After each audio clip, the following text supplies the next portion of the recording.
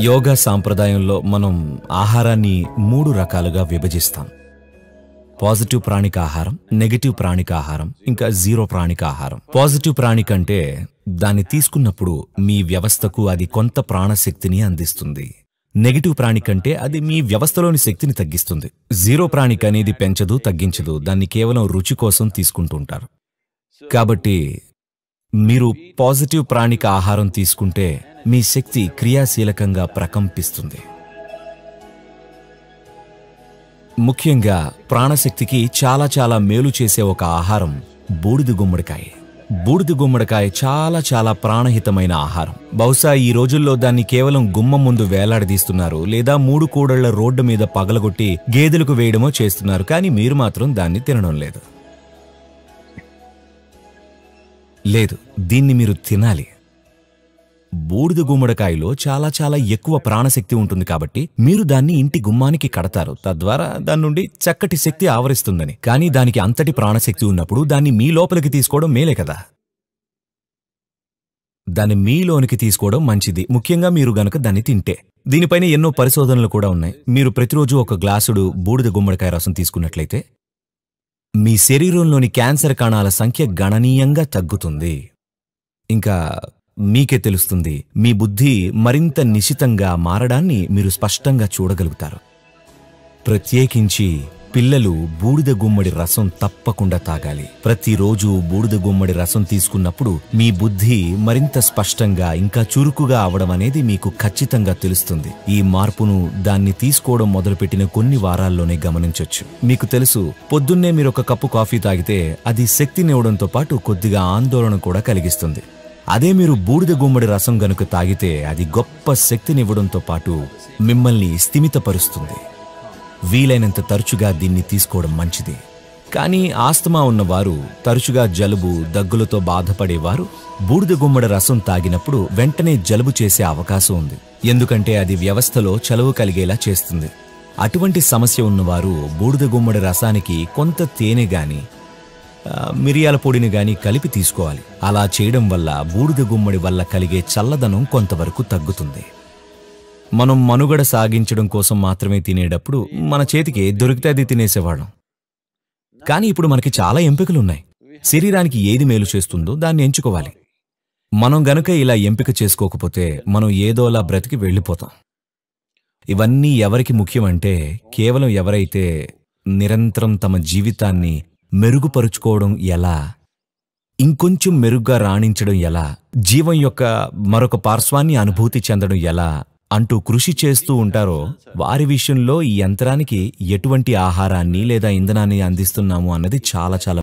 తర్వాతి ప్రశ్న మనీషా అడుగుతున్నారు. మన సంస్కృతిలో రోగ నిరోధక శక్తిని పెంచే ఎన్నో పదార్థాలు ఉన్నాయని విన్నాము. ఇంట్లో ఉపయోగించే పదార్థాలతో రోగ నిరోధక శక్తిని పెంపొందించుకోవటం ఎలాగో మీరు తెలుపుతారా? సరే, రోగ నిరోధక శక్తిని పెంపొందించుకోవడం అనేది రాత్రికి రాత్రి జరిగే పని కాదు. ఈ విషయం అర్థం చేసుకోవాలి. సహజంగా చాలా కారణాల వల్ల జీవనశైలిని గమనిస్తే, ఆహారపు అలవాట్లను గమనిస్తే ఇది వైద్యపరంగా మనం నిర్ధారించాలి. కానీ నేను ఏమనుకుంటానంటే, దక్షిణ భారతదేశంలో ఉన్న ప్రజలకు రోగ నిరోధక శక్తి ప్రపంచంలో మిగతా వారి కంటే మెరుగ్గా ఉంటుంది. ఇది కేవలం ఆహారపు అలవాట్లు, సాధనలు, ఇంకా ఎన్నో అంశాల వల్ల. మీరు తెలుసుకోవాల్సిన విషయం ఏంటంటే, వేడి ప్రదేశాల్లో మరిన్ని జీవరాశులుంటాయి. సూక్ష్మ క్రిములతో సహా వాటి సంఖ్య, వాటి వైవిధ్యం చాలా ఎక్కువ. ఇలాంటి ప్రదేశంలో జీవించడం వల్లే మన వ్యవస్థ మరింత శక్తివంతంగా ఉంటుంది. ఎందుకంటే వీటన్నిటినీ ఎప్పుడూ ఎదుర్కొంటూనే ఉంటాము. ఇదొక అంశం.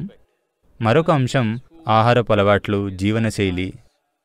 ఈ అంశాలన్నీ ఉన్నాయి. చాలా వరకు రైతు కుటుంబాలు ఉండడం వల్ల. ఈ తరంలో కాకపోయినా పై తరాల్లో చాలామంది రైతు కుటుంబాల నుండి వచ్చారు. వాళ్ళు ఎప్పుడూ భూమికి దగ్గరగా జీవించేవాళ్ళు. ఇదే వారికి చాలా శక్తినిచ్చేది. ప్రపంచంలోని ఇతర ప్రదేశాల్లో దాదాపు 80% మంది వ్యవసాయానికి దూరమయ్యారు. బహుశా 100 సంవత్సరాల క్రితమే అయ్యుండొచ్చు. భారతదేశంలో మనం భూమికి దూరమైంది గత 25 సంవత్సరాల్లోనే. దీనివల్ల కలిగే లాభాలు మనలో ఇంకా ఉన్నాయి.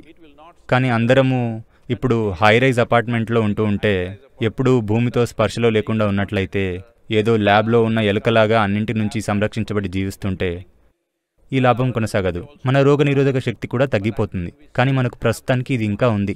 కానీ ఇప్పుడు నేను రోగనిరోధక శక్తిని పెంపొందించుకోవాలంటే ఏం చేయాలి?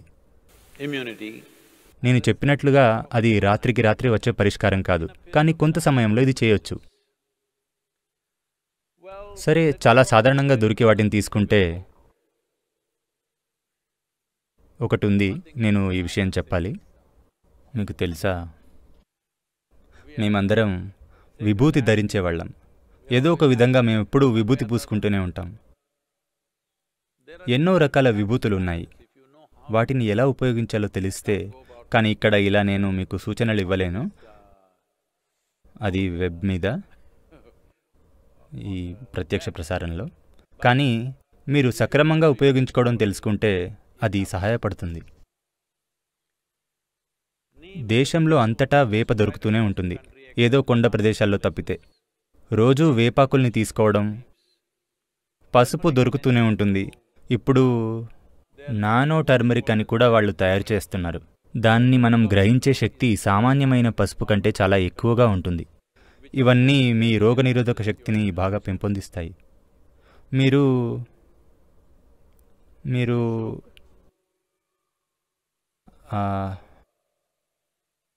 ఆమ్లా లేదా ఉసిరికాయను రాత్రిపూట తేనెలో నానబెడితే కొద్దిగా మిరియాల పొడితో పాటు నల్ల మిరియాలు లేదా పచ్చ మిరియాలైనా పర్వాలేదు. పచ్చ మిరియాలు అంటే పచ్చిమిరపకాయ కాదు. Green pepper, I am saying for those of you who are in other countries, green pepper does not mean chili. We mean to say raw pepper. The peppercorn, when it's raw, which you might not have seen in most parts of the world, here it's common for us, it's available. ఇక ప్రతిరోజు వీటిని తేనెలో నానబెట్టి 3 చెంచాలు రోజుకి 3 సార్లు తీసుకుంటే అది పనిచేస్తుంది. ఇవన్నీ కూడా మీరు కడుపు ఖాళీగా ఉన్నప్పుడు తీసుకుంటే బాగా పనిచేస్తాయి. ఇవి మీరు చేస్తే మీ రోగనిరోధక శక్తి బాగా పెరగడం మీరు గమనిస్తారు. 4 నుండి 6 వారాల్లో బాగా మెరుగవడం మీరు గమనించగలరు. యోగ సాధనలున్నాయి. ఇవి నేర్పించడం కష్టం, కానీ ప్రస్తుతం ఒక మంత్రోచ్చారణ లేదా ఈశాక్రియ చేయడం కూడా మీ రోగనిరోధక శక్తిని పెంపొందిస్తుంది. ఒకటి స్పష్టం చేసుకోండి, ఇది కరోనా వైరస్కు ట్రీట్మెంట్ కాదు, లేదా ఇది అందుకు నివారణ కూడా కాదు. నేను మంత్రం ఉచ్చరించాను అందుకని వెళ్ళి బాధ్యతారహితమైన పనులు చేస్తాను అంటే అలా కుదరదు. ఇవన్నీ మీరు చాలా కాలం పాటు చేసి మీ వ్యవస్థను పటిష్టం చేసుకోవాలి. అప్పుడు బహుశా తర్వాత వచ్చే వైరస్ను ఎదుర్కొనేందుకు మీరు కొంచెం మెరుగైన పరిస్థితిలో ఉంటారు. అంటే అప్పటి వరకు మీరు ఉన్నట్లయితే. అవును, దీన్ని తేలికగా తీసుకోకండి. ప్రస్తుతం ఇది ఒక సవాలు మనలోని ప్రతి వారికి. ఈ సమయంలో మనం సజీవంగా బయటపడాలి. ఇదే అసలు విషయం. ఇదేదో ఎవరికో ఏదో జరిగే విషయం కాదు. చైనాలోనో లేదా ఇటలీలోనో. ప్రస్తుతం మనం తర్వాత వచ్చే 6 నుండి 8 నెలల పాటు సజీవంగా ఉన్నామంటే దీన్ని మనం బాగా నిర్వహించినట్లు. మనలో ప్రతి వారు సజీవంగా ఉన్నారంటే మనం చాలా బాగా నిర్వహించినట్లు. మనం ఎరుకతో బాధ్యతగా జీవించామని అర్థం. దురదృష్టవశాత్తు ప్రభుత్వాలు వీటిని బలవంతంగా అమలు చేయాల్సి వస్తోంది. ఎందుకంటే చాలామందికి తెలియడం లేదు ఇది అవసరమని. ఇంకా వాళ్ళేమనుకుంటున్నారంటే ఇదంతా ఏదో కథనం అనుకుంటున్నారు.